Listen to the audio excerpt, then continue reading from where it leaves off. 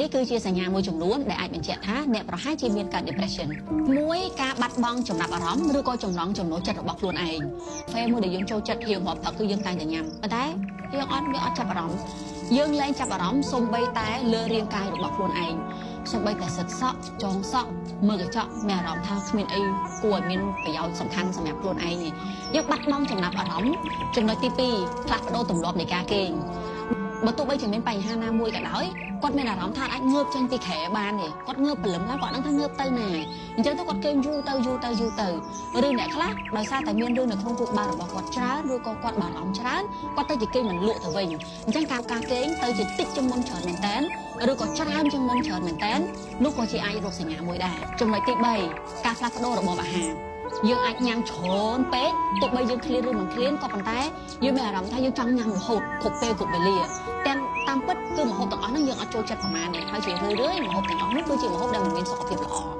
ឬក៏ញ៉ាំតិចពេកបាត់បង់ចំណង់អាហារតែម្ដងមានអារម្មណ៍ថាពេលផឹកទល់ល្ងាចទោះបីអត់ញ៉ាំអីក៏មានអារម្មណ៍ថាខ្លួនឯងអត់ឃ្លានហើយបើទោះបីជាឃើញម្ហូបដែលខ្លួនឯងចូលចិត្តក៏មានអារម្មណ៍ថាអត់ចង់ញ៉ាំទេគឺបាត់បង់រសជាតិអាហារតែម្ដងនោះក៏ជារោគសញ្ញាមួយដែរទី4គឺការលែងឲ្យតម្លៃខ្លួនឯងអត់ដឹងថាខ្លួនឯងរស់ដើម្បីអីគេ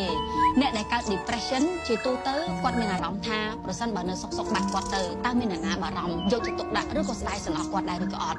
ការដែលមិនឲ្យតម្លៃទៅលើខ្លួនឯងដែលអត់ដឹងថាខ្លួនឯងនឹងមានតម្លៃអីស័ក្តិសមទៅនឹងការរស់នៅបន្តទៀតដែរឬក៏អត់វាមានលក្ខណៈខុសគ្នារវាងការកើតទុក្ខនិងកើត depression សម្រាប់អ្នកដែលកើតទុក្ខឬយើងនិយាយលេងធម្មតាអូយ sad ខ្លាំងណាស់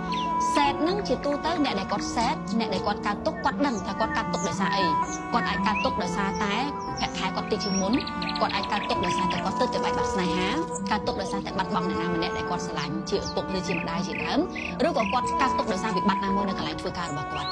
អ្នកកើត depression ជារឿយកើតទុក្ខទាំងអត់ដឹងថាខ្លួនឯងកើតទុក្ខពីអីទេជួនកាលដំបូងគាត់ដឹងថាខ្លួនគាត់កើតទុក្ខរឿងនេះរឿងនោះតែយូរទៅបើទោះបីជារឿងនឹងឡើងមានក៏គាត់នៅតែកើតទុក្ខដដែលដែរអញ្ចឹងការដែលកើតទុក្ខការដែល sad ដែលអត់ដឹងថាខ្លួនឯងកើតទុក្ខពីអីហើយមានអារម្មណ៍ថាខ្លួនឯងលែងមានតម្លៃឯព្រោះខ្លួនឯងអត់មានហេតុផលដើម្បីរស់បន្តទៀតអានោះហើយជាសញ្ញាមួយដែលបញ្ជាក់ថាអ្នកអាចមាន depression សញ្ញាទី5គឺអារម្មណ៍ឡើងចុះលឿនខុសធម្មតា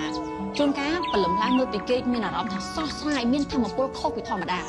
មិនទាន់បានកន្លះម៉ោងផងមានអារម្មណ៍ខ្លួនឯងអស់កម្លាំងឆេញលេងហ្មងបើសិនជានៅកន្លែងធ្វើការមានអីប្រែប្រួលតែបន្តិចខំឆេវឆាវមួម៉ៅទាំងអត់មានអ្នកគេស្ដីឲ្យទេឬក៏នៅពេលដែលដើរសុកមានអារម្មណ៍ថាជុំវិញខ្លួនអត់មានមនុស្សបែរជាកើតទុកភ្លាមការប្រែប្រួលអារម្មណ៍ចុះឡើងហើយលែងគ្រប់គ្រងអារម្មណ៍របស់ខ្លួនឯងបានក៏អាចជារោគសញ្ញាមួយដែរសញ្ញាមួយដែលច្បាស់ជាងគេចុងក្រោយគេគឺការគិតចង់សម្លាប់ខ្លួនឬយើងនិយាយថាគិតខ្លីការដែលគិតចង់សម្លាប់ខ្លួនជាទូទៅគឺដោយសារតែអ្នកដែលកើត depression ហ្នឹងអាចកើតក្នុងរយៈពេលយូរហើយដែលគាត់អត់មានដំណោះស្រាយគាត់មានអារម្មណ៍ថាពីមួយថ្ងៃទៅមួយថ្ងៃគាត់ធ្វើរឿងដដែលរហូតដល់គាត់មានអារម្មណ៍ថារស់នៅក៏អត់មានន័យអីប្លែកខុសពីនឹងដែរការដែលមានគំនិតសម្លាប់ខ្លួនគឺជាលក្ខណៈធ្ងន់ធ្ងរមួយនោះគឺជាសញ្ញាដែលបញ្ជាក់ថាយើងអាចកើត depression តែនេះគឺជាសញ្ញាប៉ុន្តែមិនមែននៅសុកឲ្យតែយើងកើតឡើងគឺសិតតែជាសញ្ញាទាំងអស់ទេជារឿយទោះបីមិនគ្រប់លក្ខខណ្ឌក៏ដោយក៏ប៉ុន្តែជារឿយប្រសិនបើអ្នកទាំងអស់គ្នាអាចឆ្លប់មានអារម្មណ៍ទាំងអស់នេះដែលកើតឡើងជាប់គ្នារយៈពេលលើសពី2សប្តាហ៍នោះយើងអាចនិយាយបានថាយើងអាចកើត depression អ្វីដែលអ្នកទាំងអស់គ្នាគួរចាំ depression ជាជំងឺហើយពាក្យថាជំងឺបានន័យថាមិនព្យាបាលបានដូច្នេះកុំសម្លាប់ខ្លួនអីអ្នកដែលគិតចង់សម្លាប់ខ្លួនដោយសារគិតថាលែងមានដំណោះស្រាយហើយតាមពិតវាមានដំណោះស្រាយដែលយើងអាចព្យាបាលវាបានហើយអ្នកទាំងអស់គ្នាប្រហែលជា surprise ដូចខ្ញុំអញ្ចឹងព្រោះខ្ញុំស្រាវជ្រាវមកទើបខ្ញុំដឹងថាតាមពិតកើត depression មិនមែនមកពីយើងអន់ទេគឺជួនកាលមានហ្សែនតាំងពីឪពុកម្ដាយឬក៏ដូនតាមកដែលខ្ញុំអត់ដែលដឹងទេសម្រាប់ខ្ញុំគឺថ្មីចាស់មកមួយទៀតសូម្បីតែការប្រែប្រួលអរម៉ូននៅក្នុងខ្លួនប្រាណរបស់យើងដែលជាលក្ខណៈរាងកាយក៏អាចជាមូលហេតុឲ្យធ្វើយើងកើត depression ដែរហើយមួយទៀតពិតមែនហើយគឺការ